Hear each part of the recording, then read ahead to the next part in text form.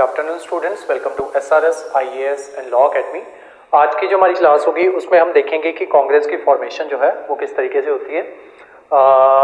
इस क्लास का थोड़ा सा पार्ट जो है वो ग्रुप बी वाले बच्चों को जो है वो काट के वो डाल दिया जाएगा। आपके लिए जो क्लास होगी वो सिर्फ 10 या 15 मिनट की क्लास होगी, जिसमें मैंने आपको 2-3 बातें जो है वो समझानी है। पहली बात तो ये कि कांग्रेस से पहले भी कुछ ऑर्गेनाइजेशंस जो थी वो ऑलरेडी बनी हुई थी। उन ऑर्गेनाइजेशंस के नाम जो है वो आपको पता होने चाहिए। उनका चार्ट जो है वो मैंने आपको आपके नोट्स जो है वहाँ पे आपको वो मिल जाएगा। उसके अलावा बस आपको मेन चीज़ जो है वो ये याद रखनी है कि कांग्रेस जो थी वो कौन से जो ब्रिटिश ऑफिसर थे उसमें वो इन्वॉल्व थे जिन्होंने कांग्रेस की फॉर्मेशन जो है वो करवाई। ठीक है, तो क्लास हम स्टार्ट करते हैं। जैसा कि मैंने आपको बताया था कि दादा भाई नौरोजी जो हैं वो वहाँ पे ब्रिटेन में जाके MP जो है वो बन चुके थे। अब जब बच्चे यहाँ से जाते थे एग्ज़ाम वगैरह देने, वहाँ पे ICS के एग्ज़ाम्स वगैरह देने, तो उनकी बात होती थी दादा भाई नौरोजी के साथ। और वो बच्चे क्योंकि उस टाइम पे इंग्लिश में आपको एग्ज़ाम देना होता था और उस टाइम पे एज जो होती थी वो 21 ईयर्स ऑफ एज जो है वो हुआ करती थी। अगर आप 21 साल तक के हो तभी तक आप जो है अपना सिविल सर्विसेज का एग्ज़ाम जो है वो देके आप जो है सिविल सर्वेंट जो है वो लग सकते हो। तो जब उनका एग्ज़ाम वगैरह नहीं क्लियर होता तो वो दादा भाई नौरोजी के पास आते।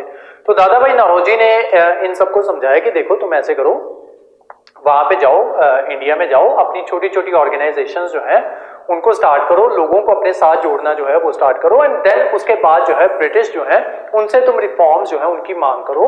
धीरे धीरे इसको जो है सिविल सर्विसेज जो है इसको लीनियंट कर दिया जाएगा। इंडिया में एग्जाम होने लगेगा, ठीक है, तुम्हें कितना खर्चा करके यहाँ पे यूरोप में आना पड़ता है, लंदन आना पड़ता है, फिर यहाँ पे तुम्हारा एग्जाम जो है फिर नहीं क्लियर होता, वो सारा पैसा जो है वो तुम्हारा वेस्ट हो जाता है। इस वजह से तुम ऐसे करो कि जो तुम्हारा होम टाउन है वहाँ पे जाओ, अंग्रेजों से प्ली करो कि वो तुम लोग जो है तुम लोगों को जो है वहाँ पे तुम्हारा एग्जाम जो है साइमल्टेनियसली वो कंडक्ट करवाना स्टार्ट कर दें। इसी वजह से कांग्रेस के बनने से पहले जब ये ग्रेजुएट्स जो होंगे, जब ये दादा भाई नौरोजी से जाके मिलेंगे, उस टाइम पे दादा भाई नौरोजी जो है वो इनको बोलेंगे कि तुम इंडिया आके ऐसी ऑर्गेनाइजेशन जो है वो एस्टेब्लिश करो। तो कांग्रेस से पहले भी कुछ ऑर्गेनाइजेशन जो थी वो ऑलरेडी एग्जिस्टेंस में थी। फॉर एग्जांपल जैसे बंग भाषा प्रकाशिका सभा, ये कलकत्ता में बनवाई गई थी राजा राम मोहन रॉय के द्वारा। उसके अलावा बंगाल लैंड होल्डर सोसाइटी, ये द्वारिकानाथ टैगोर जो है उनके द्वारा बनवाई गई थी, जो रविंद्रनाथ टैगोर के दादाजी हैं। ठीक है, तो ये बनवाई गई थी 1838 में। ये सारा चार्ट जो है ये आपको सेंड कर दिया जाएगा, ये भी थी कलकत्ता में। अब आपको इनके बारे में क्या पता होना चाहिए, जो ऑर्गेनाइजेशन थी वो, ठीक है, कौन सी सिटी में थी या कौन सी स्टेट में थी वो, और किसके द्वारा एस्टेब्लिश की गई वो। ठीक है, तो ये 3 बातें जो है ये आपको पता होनी चाहिए। आपसे चार्ट फॉर्म में ये चीजें जो है ये पूछी जा सकती हैं। और अगर मान लो कोई ना कोई सभा जो उस टाइम पे बनी थी वो आपकी नेशनल न्यूज में आ जाती है, इंपॉर्टेंस नेशनल इंपॉर्टेंस में आ जाती है, जैसे प्रधानमंत्री क्या करते हैं कि जैसे ये है आपकी बंग भाषा प्रकाशिका सभा, प्रधानमंत्री वहां पे जाते हैं और उनके लिए कोई स्कीम जो है वो शुरू कर देते हैं, यहाँ कलकत्ता घूमने जाते हैं और वो वहां पे अटेंड कर देते हैं और वो उसका जिक्र कर देते हैं कि राजा राम मोहन रॉय द्वारा ये सभा जो थी ये स्टार्ट की गई थी, ये वो छोटी मोटी बातें जो है वो कर देते हैं। तो वो सभा जो है ऑटोमेटिकली इंपॉर्टेंट हो जाती है। देन उस सभा के बारे में आपको ये जो 3-4 पॉइंट्स मैंने आपको बताए कि मैं ईयर भी आपको साथ में सेंड कर दूंगा कि इस ईयर में बनी थी। अगर प्रधानमंत्री ये करंट में आ जाती है देन आपको ईयर भी याद करना है। ठीक है, ईयर वही याद करने हैं जो करंट में आ जाएंगे, जो टॉपिक्स करंट में आ जाएंगे या जो सब्जेक्ट जो है बेसिकली, जैसे बंग भाषा प्रकाशिका करंट में आ गई, देन उसका ईयर भी आपको पता होना चाहिए। ठीक है, कि कौन सी ईयर में एस्टेब्लिश हुई थी। 1836 में बंग भाषा प्रकाशिका जो है वो एस्टेब्लिश होती है। देन उसके बाद विलियम एडम जो है वो लंदन में एक सभा शुरू कर देते हैं, ब्रिटिश इंडियन सोसाइटी 1839। ठीक है, और वहां के भी लोग जो है वो कुछ लोग ऐसे भी होते हैं जो इंडियंस के साथ हमदर्दी जो है वो रखते हैं। तो ये सभा जो है ये ब्रिटेन में स्टार्ट हो जाती है, सभा नहीं sorry British Indian society 1839 William Adam के द्वारा लंदन में स्टार्ट कर दी जाती है। उसके अलावा द्वारिकानाथ टैगोर जो है वो कलकत्ता में एक ऐसी ही एसोसिएशन जो है वो स्टार्ट करते हैं जिसका नाम रखते हैं ब्रिटिश इंडियन एसोसिएशन। ऊपर वाली का नाम है ब्रिटिश इंडियन सोसाइटी, वो लंदन में है।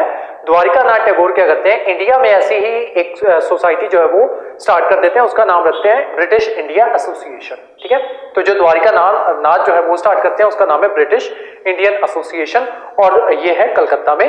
और जो ब्रिटिश इंडियन सोसाइटी है ये विलियम एडम के द्वारा स्टार्ट की गई है लंदन में। ठीक है, तो ऐसी और ऑर्गेनाइजेशंस आएंगी, जैसे ईस्ट इंडिया एसोसिएशन जो है दादा भाई नौरोजी जो है वो खुद स्टार्ट करेंगे लंदन में 1866 में।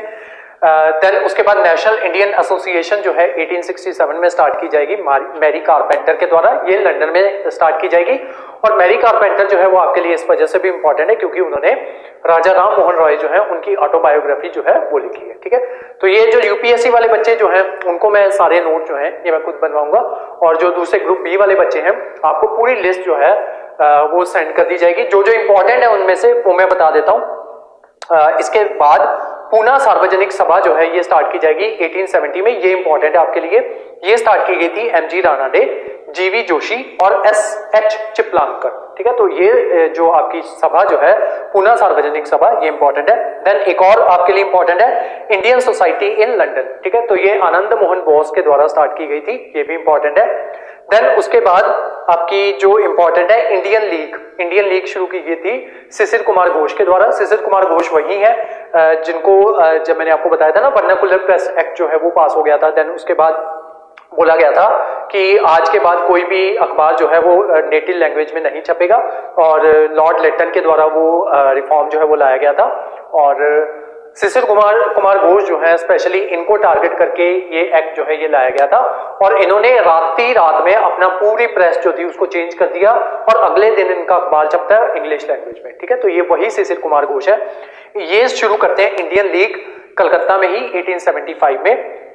ये और मोतीलाल घोष दोनों मिलके, शिशिर कुमार घोष और मोतीलाल घोष दोनों मिलके इंडियन लीग जो है उसकी स्थापना करते हैं। देन आपके लिए एक और इंपॉर्टेंट है इंडियन एसोसिएशन, ये कलकत्ता में शुरू की जाती है आनंद मोहन बोस के द्वारा और सुरेंद्र नाथ बनर्जी के द्वारा। ठीक है, तो ये एसोसिएशन जो है ये कांग्रेस से पहले चल रही थी, और ये 76 में ये एसोसिएशन आती है इंडियन एसोसिएशन। देन उसके बाद एक और एसोसिएशन है मद्रास महाजन सभा, ये मद्रास में शुरू होती है, और एक और है बॉम्बे प्रेसिडेंसी एसोसिएशन 1885 में। ठीक है, देन फाइनली आपका इसी दौरान जो है 1886 के आसपास जो है 1885 या 86 के आसपास जो है आपकी कांग्रेस की फॉर्मेशन जो है वो हो जाती है। ठीक है, तो उससे पहले जो ऑर्गेनाइजेशंस चल रही थी उनके बारे में आपको जो है पता होना चाहिए, इनके ऊपर आपसे प्री में क्वेश्चन जो है ये पूछा जा सकता है।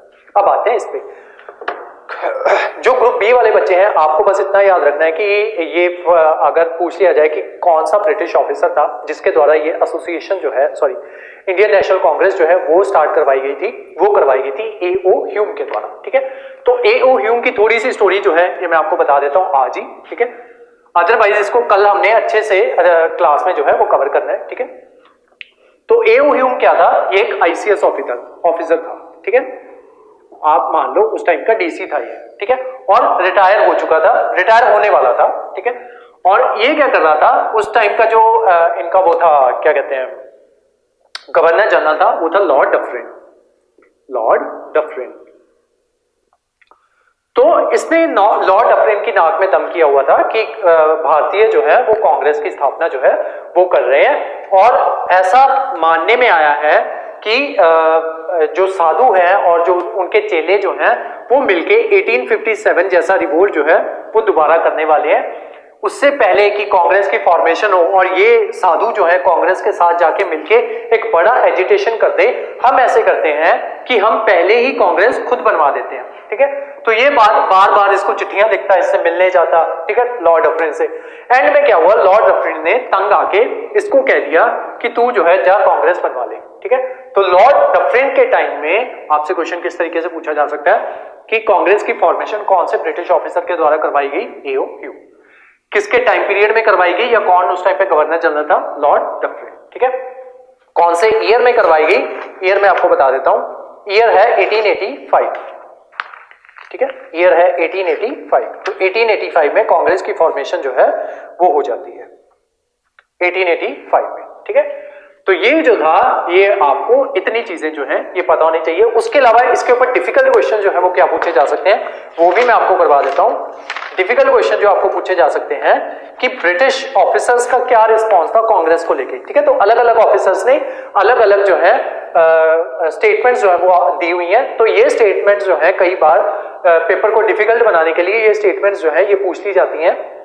तो लॉर्ड डफरिन ने एक बार लेटर लिख के बोला था कि ये जो है बी इन अ बोनेट जो है, इसको बी इन अ बोनेट बोला था, ठीक है। कि बी इन अ बोनेट जो होता है एक इडियम होता है, उसका मतलब ये होता है कि ऐसी चीज जो होने वाली नहीं है फिर भी उसके ऊपर शोर मचाई जाना कि ये चीज हो सकती है, उसको कहते हैं बी इन अ बोनेट, ठीक है। तो ये इडियम्स होते हैं, इनके ऊपर भी आपको सवाल पूछ लिए जाते हैं इंग्लिश में। और हिस्ट्री में इस तरीके से सवाल पूछ लिए जाते हैं कि अब बी इन अ बोनेट किसने कहा था, पहला सवाल। जब किसने कहा था तो ये बता दिया जाएगा कि किसको कहा था, ठीक है। तो be in a bonnet AO Hume को कहने वाला इंसान कौन है, वो है लॉर्ड डफरिन, ठीक है। उसके अलावा लॉर्ड डफरिन ने किसी को बी इन अ बोनेट जो है वो कहा था, तो वो कौन था, वो था एओ ह्यूम, ठीक है। तो एओ ह्यूम जब इसके पास बार बार जा रहा था लॉर्ड डफरिन के पास, किस तरीके से कांग्रेस की फॉर्मेशन जो है वो हमें करवानी है, कांग्रेस जो है भारत जो है वो दोबारा से रिवोल्ट कर सकता है, तो इसने चिट्ठी लिखी थी उसको क्या कहते हैं, बॉम्बे के जो गवर्नर था उस टाइम पे बॉम्बे का, ठीक है। क्योंकि इसकी फॉर्मेशन जो है, इसका पहला जो सेशन जो होता है वो बॉम्बे में होता है, ठीक है। पहला सेशन इसका होता है बॉम्बे में। अभी बॉम्बे वाली स्टोरी थोड़ी सी आपको दोबारा बता दूंगा, ठीक है। पहले ये टॉपिक जो है इतना सा टॉपिक फिनिश कर लें, देन ग्रुप बी वालों की क्लास जो है वो खत्म हो जाएगी, ठीक है। तो लॉर्ड डफरिन इसके लिए स्टेटमेंट देता है बी इन अ बोनेट, ठीक है। फॉर्मेशन किसने करवाई, एओ ह्यूम ने, लॉर्ड डफरिन ने ये स्टेटमेंट दी। उसके अलावा जब कांग्रेस बन जाती है ना, तो मैंने आपको बताया था ना जो फर्स्ट क्लास जो है उसको बार बार देखो, ठीक है। उसमें बहुत सी चीजें जो है वो पूरी हिस्ट्री का सार है आपका, ठीक है। एक लय में आपकी हिस्ट्री बन जाएगी ना, हिस्ट्री को याद करना बहुत इजी हो जाएगा। मैंने सारी हिस्ट्री जो है वो पहली 3 क्लासेस में, जिसको क्लास 1 का नाम दिया है, उसमें सारी हिस्ट्री मैंने आपको करवा दी है। अभी सिर्फ मैं आपको फैक्ट्स बता रहा हूं कि जो जो फैक्ट मैंने उसमें नहीं बता सकता था, क्यों, क्योंकि मैंने एक लय में हिस्ट्री बनानी थी, जो जो फैक्ट मैं उसमें नहीं बता सकता था वो मैं यहां पे बताता हूं, ठीक है, बाद वाली क्लासेस में। मैंने आपको बताया था कि सभी लोग जो है लॉर्ड डफरिन के पास चाय पीने गए थे जब ये कांग्रेस जो है वो बन गई थी, ठीक है। मैंने एग्जांपल लिया था उसका पकौड़ों का एग्जांपल लिया था कि जब किसी एक ने पूछा था कि आलू वाले पकौड़े मिलेंगे, तो रिप्लाई आया था आलू वाले छोड़ो पनीर वाले भी मिलेंगे, ठीक है। तो वो चाय की पार्टी किसकी थी, लॉर्ड डफरिन की वो पार्टी थी, ठीक है। यहां पे पार्टी पे जाते हैं, उस टाइम पे लॉर्ड डफरिन ने क्या बोला, लॉर्ड डफरिन कहता है, उसने डायरेक्टली ये नहीं बोला, उसने इंडियंस को इनवाइट भी कर लिया, कांग्रेस वालों को इनवाइट भी कर लिया कि तुम आओ। उस टाइम पे ये क्या स्टेटमेंट देता है, इनको कहता है कि हमारे यहाँ पे कुछ डिस्टिंग्विश्ड विजिटर्स भी आए हुए हैं, ठीक है। तो ये कांग्रेसमैन को उस टाइम पे डिस्टिंग्विश्ड विजिटर्स कह के संबोधित करता है, ठीक है। ये बताता नहीं है कि जो है ऑफिशियली ये अनाउंस नहीं करता है कि जो कांग्रेस के जो मेंबर्स हैं वो यहाँ पे आए हैं, तो ये उनको डिस्टिंग्विश्ड विजिटर्स जो है वो कहता है, ठीक है।